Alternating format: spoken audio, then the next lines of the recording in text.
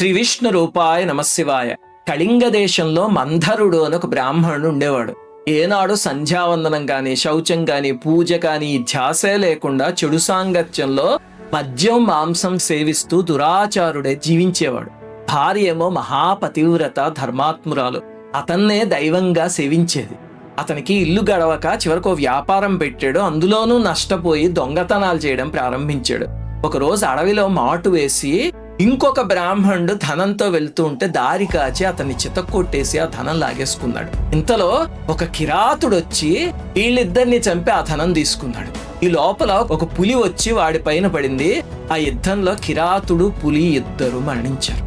4 మృతకళేబరాలు ఒకే చోట. ఆ పులి కూడా పూర్వజన్మలో ఒక బ్రాహ్మణుడు చాలా అత్యాచారాలు చేసి ఆ పాపంలో కొంత అనుభవించడానికి మళ్ళీ పులే పుట్టాడు. ఈ అన్ని జీవులు మృత్యువు తర్వాత వాళ్ళ పాపపుణ్యాలకు అనుగుణంగా నరకంలో పడ్డాయి.